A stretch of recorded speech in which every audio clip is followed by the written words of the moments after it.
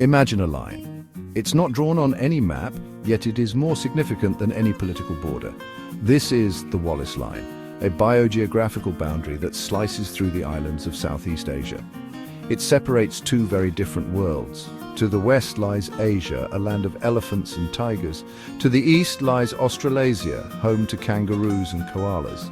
This invisible line marks a sharp transition in the types of plants and animals found on either side. It is a testament to the power of geographical isolation to shape the evolution of life on Earth. The Wallace Line is not a rigid barrier, but rather a zone of transition where some species overlap. The Wallace Line serves as a reminder that the natural world is full of wonders and mysteries. It is a place where the familiar meets the exotic, and where the story of life's journey across the planet is etched in the very fabric of nature. The discovery of the Wallace Line is credited to Alfred Russel Wallace, a British naturalist who explored the Malay archipelago in the mid-19th century. Wallace was struck by the stark differences in the animals he encountered on either side of the line. He noticed, for example, that monkeys were common in the west but absent in the east. In 1859, Wallace wrote a paper outlining his observations and proposing the existence of an invisible boundary separating the two regions. His work, along with that of Charles Darwin, helped to lay the foundation for the theory of evolution by natural selection. Wallace's meticulous observations and insightful deductions changed the way we view the distribution of life on Earth. His work on the Wallace Line remains a cornerstone of biogeography, the study of the distribution of species and ecosystems in geographic space and through geological time. The differences in fauna on either side of the Wallace Line are striking. West of the line, the animals are characteristic of Asia.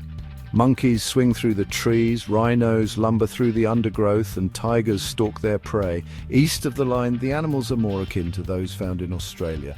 Marsupials such as kangaroos and wallabies hop across the landscape, while colourful parrots and cockatoos fill the air with their calls.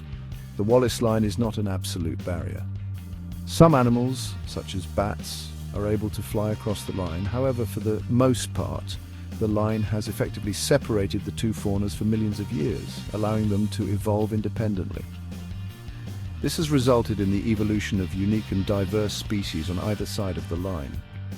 The Wallace Line is a testament to the power of isolation to drive evolutionary divergence, creating a fascinating natural experiment in the process. The existence of the Wallace Line can be explained by plate tectonics, the theory that the Earth's outer layer is made up of large moving plates. Millions of years ago, the land masses that now make up Southeast Asia were part of two separate continents, Asia and Australia. Over time, these continents drifted towards each other, eventually colliding to form the islands of the Malay archipelago. The collision of these continents created a complex geological history for the region. It also led to the formation of deep ocean trenches, which acted as barriers to the movement of land animals. This explains why the animals on either side of the Wallace Line are so different. They have been evolving in isolation from each other for millions of years.